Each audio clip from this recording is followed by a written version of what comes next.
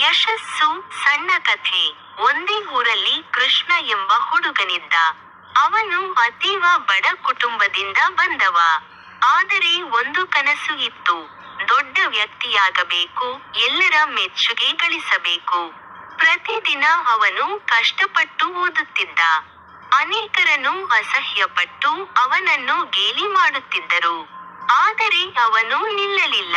ಕಾಲಕ್ರಮದಲ್ಲಿ ಅವನು ಕಾಲೇಜಿನಲ್ಲಿ ಶ್ರೇಷ್ಠ ವಿದ್ಯಾರ್ಥಿಯಾಗಿದ್ದ.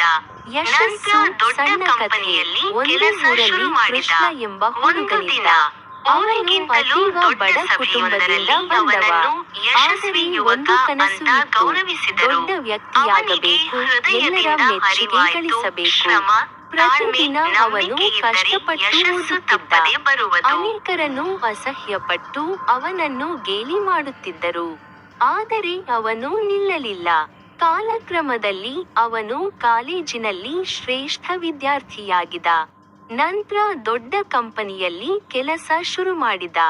ಒಂದು ದಿನ ಊರಿಗಿಂತಲೂ ದೊಡ್ಡ ಸಭೆಯೊಂದರಲ್ಲಿ ಅವನನ್ನು ಯಶಸ್ವಿ ಯುವಕ ಅಂತ ಗೌರವಿಸಿದರು. ಅವನಿಗೆ ಹೃದಯದಿಂದ ಅರಿವಾಯಿತು, ಶ್ರಮ, ತಾಳ್ಮೆ, ನಂಬಿಕೆ ಇದ್ದರೆ ಯಶಸ್ಸು ತಪ್ಪದೆ ಬರುವುದು.